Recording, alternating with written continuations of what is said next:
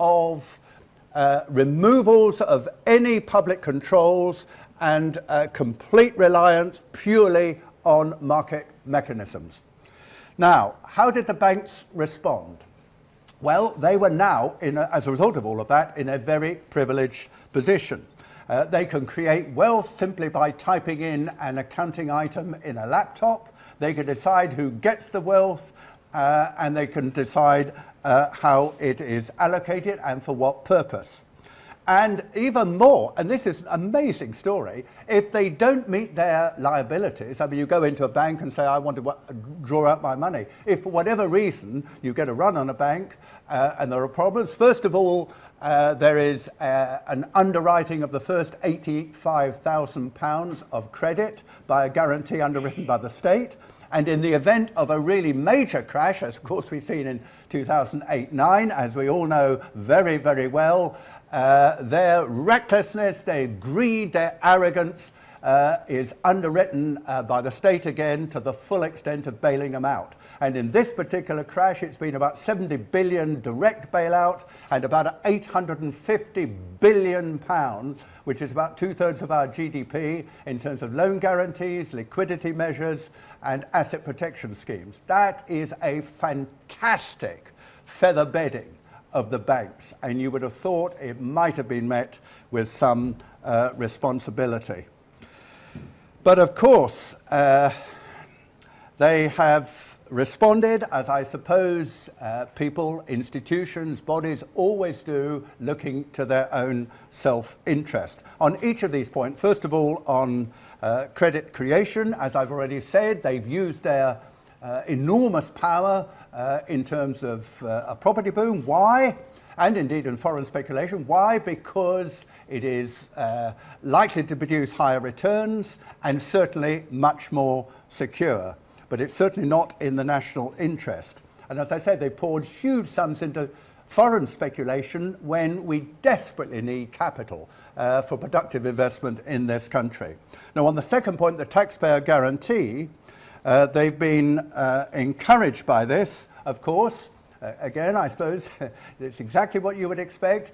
They've been encouraged by saying, well, of course, we're protected. If the worst comes to the worst, daddy or mummy is at the end of the tunnel and it's all going to be okay.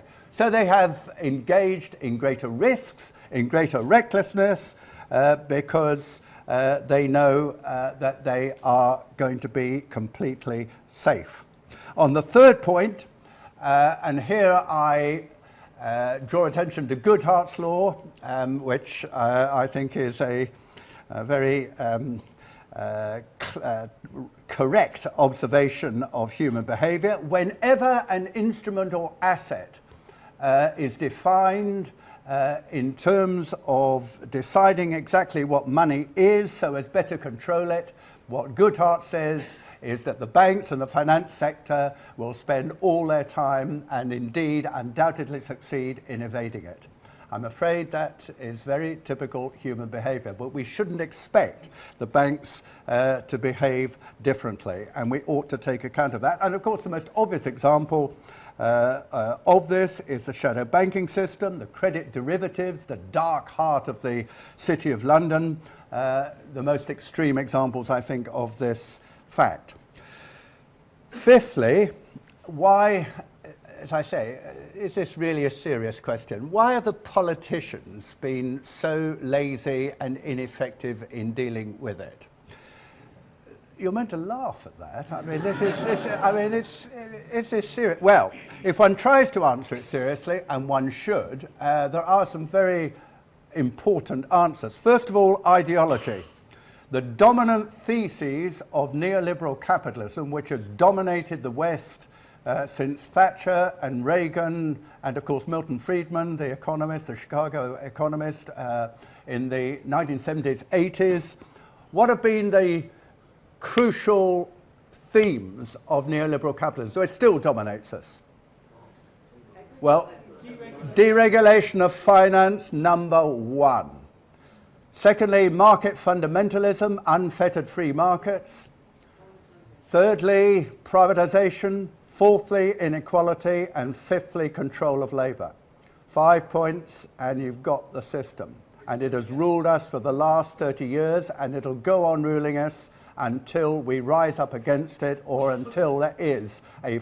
Yes, one can laugh, and I agree. Is that likely to happen? Only when the system produces its own, as Marx would say, internal contradictions. And I think we have seen that, of course, in the last few years. The strong political culture in all parties, and I'm very sad about this, and I'm totally opposed, but in all parties, which has taken root in this country, and you are laughed at if you don't agree with this, is that the market is the obvious, most efficient allocator within the economy, and what the public sector can do best is get out of the way. Now, you may smile about that, but that is very, very powerful in Parliament. And for anyone who suggests otherwise, you either get jeered or mocked, or people think you're a bit weird. It's very, very powerful. Second reason, the belief that the financial sector would be able to take the place of a declining manufacturing. And indeed, by the middle of 2007, just before the crisis, the corporation tax payable within the city was something of the order of £25 billion, a very significant sum.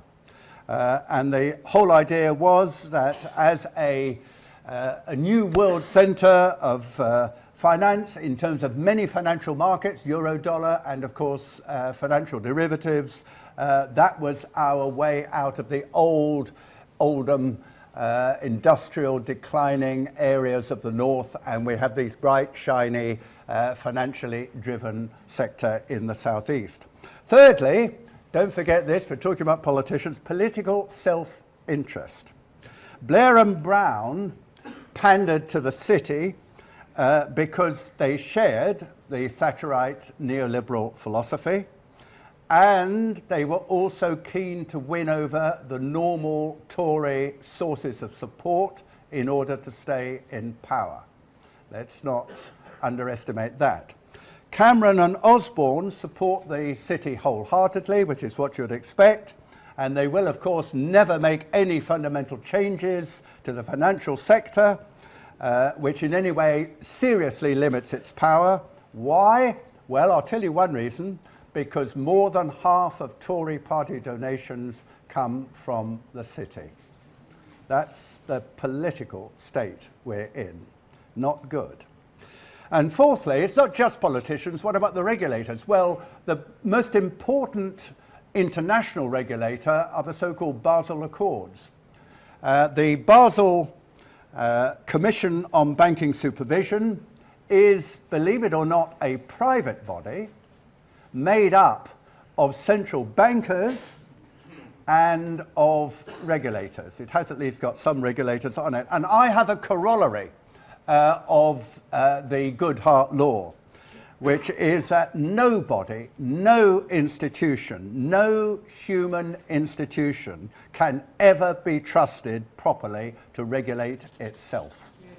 That certainly applies to MPs, it applies to the police, it certainly also, and it applies to the media, and I think it applies to the banks. Right, if I've got enough time, 5-7 minutes, what should be done? This is the most important part. If you're not already, haven't lost me, I've lost you. Clearly, a great deal more than has been done. It isn't the case that nothing's been done. We've had the Vickers Commission. That's the government's central answer, the Vickers Commission.